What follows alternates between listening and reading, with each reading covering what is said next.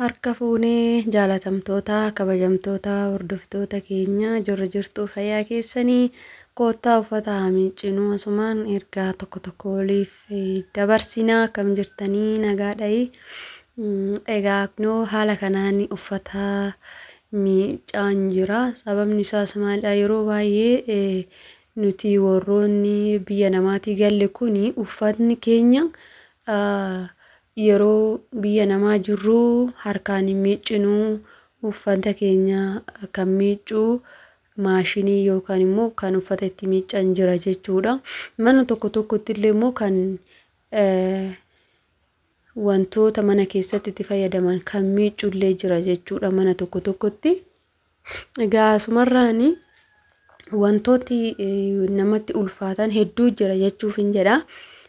Fakkeenyaaf amma yeroo biyya namaatii galanii kafana miiccuun baay'ee ulfaataa, harka nama dhukkubsaa wantoota garagaraati jechuudha. Keessattuu uffata keenya yoo jalaa hin miiccatini kuni miidhaa guddaa fiduu danda'a jechuudha harka keenya irratti yookaan jechuudha. Akkuma argitan amma kafana miiccan jira jechuudha. Kafana yeroo miiccannu uffata keenya yeroo baay'ee hin xuraa'u uffanni sitti awwaara jira, gadi bahuu uffatanii gadi hin bahu jira, karaa awwaaratu jira, wantoota hedduudha waan ta'eef dafee xuraa'a jechuudha. Haaluma dafee xuraa'uun immoo jalaatti miiccachuu wayyaa jechuudha. Egaa nuti haala kanaan jiraachaa jirra. Jireenyi biyyaa ulfaataa haala kamiin jiraanna jennee yeroo biyya namaa jirru keessatti sodaanna jechuudha. Biyyi namaa biyyuma namaati, homaa namaaf hin gootu. Biyyuma ofii namaaf wayya. Xiqqaattus haa guddattus biyyi namaa immoo tariitii xinnoo hamma duraa sanirra itti fooyya'inaa itti guddadhinnaa waan jedhu wahiiti malee biyyi namaa handhuuraa namaaf hin taatu. Biyyuma ofii hiyyeettii tanaa fi waanuma ofii xiqqoo qabaniituyyuu nama gammachiisa kan nama sun homaa namaaf hin godhu jechuudha. Mana tokko waggaa 5 waggaa 10 yookaan kanaa ol yoo hojjenne mana san keessatti hin hafnu jechuudha. Gaafa achii baanuyyuu isaanii nama moo sareedhayyuu nuuni hin jedhan jechuudha. Akkasumas immoo waa'ee paaspoortii irrattis waan tokko viidiyoo isiniifan hojjedha akkamitti akka paaspoortii kana baafadhee galee.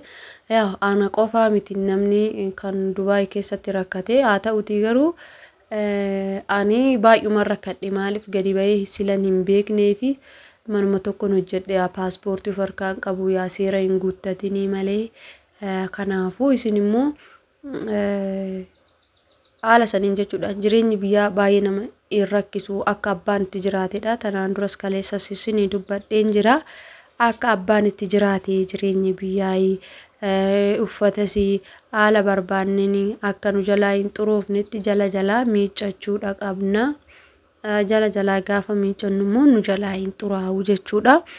Kanan isiniin jedha hordoftoota kooyi wacatu na jala jira kanattiin sagalee jechuudha. Yeroo sana saayilantiin godhe jechuudha. Sababni isaa iddoon an jiraadhu iddoo daa'imman hin taphatu waan ta'eef wacu kanatti viidiyoo haalli isaa ammaaf natti illee mijachuu haa baatu, garuu immoo amma naa danda'ameen wantoota biyya keenya keessatti nuuf hin danda'amnee fi kan nuuf danda'amu wantoonni namaaf hin danda'amne hin jiran. Maaliif namni tokko gaafa sammuu ofii amansiise waa baay'ee hojjechuu danda'a jechuudha. Waan xiqqishuurraa guddaarra gahuu danda'a waan ta'eef waan baay'ee waliin laallaa. Isin immoo gaheen keessan sabiskiraaybii gochuu, sheerii, laayikii gochuudha. Kanaan nu jajjabeessa isiniin jenna. Ammas irra deebuudhaani akkasiidha. Akkasuma viidiyoo keenya jalatti yaada yoo qabaattan, gaafii yeroo qabaattan akkuma kaleessa isiniin jedhe jechuudha. Akkuma yeroo darbe isiniin jedhe gaafii gaafachuu ni dandeessu. Waan barbaaddan gaafattanii deebii argachuu ni dandeessu jechuudha. Haala jireenya biyyaa fakkeenyaaf jechuudha. Amma namoonni hedduun keenya biyya ormaa gaafa deebine nutti ulfaata. Jireenyi baay'ee ulfaatadha. Haa ta'utii malee immoo jireenyuma biyya keenyaa xinnoo tana nuuf yoo itti beeknee hojjetanne yoo itti beeknee waan hunda godhanne sammuu keenya gaafa amansiisne jiraachuu hin dandeenya. Garuu gaafa sammuu keenya amansiisuu baanne wanti xiqqishumatu guddaa nuti ta'a jechuudha. Kanaafuu wanti xiqqishuun akka guddaa nutti hin taane maal gochuu qabna kan jedhus walumaan laallaa hojiin koo yookaan wanni nan hojjedhe naaf hin xumuramne deebi'uun qaba jennee deebinee ammas umurii keenya biyya namaa itti fidna. Ani jalqaba nan deebi'a jedheetiin ture. Garuu ammoo akkuma isiniin jedhe namittiin tiyya hin diddee anis immoo gara biraa deemurame yoon of laale hoo xinnoo taa'ee waan jedhu wayiiti asitti yoon hojjedhe laale maaltu narraa barbaachisa akkamittiin hojjedhe waan naafe kana xumurachuu danda'a kan jedhu karoora mataa kootii akka kiyyatti baafachaatiin jira jechuudha.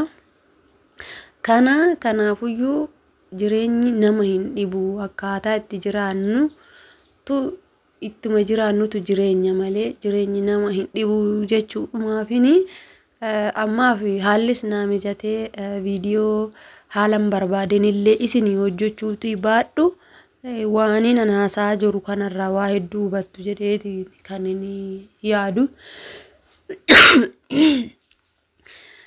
Waaniin an dubbachaa jiru kanarraa waa hedduudha hubattu. Gaafa biyya keessatti galtanii yeroo baay'ee jireenyi namaaf hin mijatu. Waggaa baay'ee hojjetanii warroonni baadiyyaa jiraatanis hedduudha. Warroonni immoo magaalatti mana gaarii bitatanii ijaarratanii jiraatanis hedduudha jechuudha. Yeroo ammaa kana keessatti immoo jireenyi baay'ee qaala'eera, baay'ee waddadeera, baay'ee tokko jechuudha. Amma waggaa 3 waggaa 4 yoo taa'anii lafa bitanii waggaa 5 taa'anii mana bitanii lafa bitanii mana ijaarratanii xumurachuun iyyuu baay'ee ulfaataadha jechuudha. Lafti tokkoyyuu jechuudha kaarimeetirii 200 karaa baadiyyaa irratti karaarra isa magaalaa duubatti jechuudha. Qarqaratti 500 akkasiin kan bitamudha jechuudha. 500 akkas 600 kanidhan kuni kan gatii gadaanati jechuudha. Kana godhan immoo wantoota hedduun nama rakkisa jechuudha. Egaa lafa qofa bitanii yoo dhiisan immoo manni immoo lafa san caala fixa jechuudha. Kanaan umurii ofii biyya namaatitti fixuu irra waan xiqqoo godhatanii galanii biyya ofiititti hojjechuuti wayyaa isiniin jechuu barbaada jechuudha. Maaliif waan ofii kiyyarraa muuxannoo argaa jiru jechuudha wanni hundumtuu. Egaa kana oduu isinitti guddisu jireenya biyyaa haalli biyyaa kana fakkaata. Akkasuma akkamitti akkan galee sababa akkamittiin dafee akkan galee sababa akkamittiin osoo waan kan xumuratiin akkan galee isiniif hojjechuu nan danda'a. Egaa guuta rabbuma namni iyyaadhaa kan itti nama guutummoo rabbuma jechuudha. Hundumtuu gaafa qabeenya qabaanneef miti hojjenneef miti gaafuma rabbiin guutama jedhee wanni hundi namaa guutama jechuudha. Akkasiin isiniin jedha. Kana fakkaata viidiyoon kiyyaarraa. Irra deebuudhaan ergaa yoo qabaattan koomintiin keenya sa'aatii 24 banaadha. Haalli biyyaa kana fakkaata. Yeroo baay'ee waa'ee akkamitti jiraannaa uffata kana amma harkumaa miicinaayii jireenyuma biyyaa sanittiin deebi'ee jiraadhaa akkamittiin jiraadhaa. Ani hangan akka arabaa kanatti mana ijaarradhutti hin galu. Ani akkan arabaa kanatti akkan maashina uffataa bitadhutti hin galu. Warreen jennee yaannus jira jechuudha. Kun immoo gowwummaadha. Umurii keenya achitti nu jalaa xumuruutii ta'a jechuudha. Kanaaf wanti hojjetan yoo hojii tuffachuu baatan waan baay'ee jira jechuudha. Waan baay'ee hojjechuun ni danda'ama. Mana ofiitis immoo keessa taa'asuuta jedhanii bareeffachuun ni danda'ama. Yoo namaanuufis hin bareenne akka arabaa san hin taane yoo jedhan akkas gochuun ni danda'ama jechuudha. Biyya ofii keessatti hojjetanii kana fakkaata. Nagaan naa turaa horaa bulaa.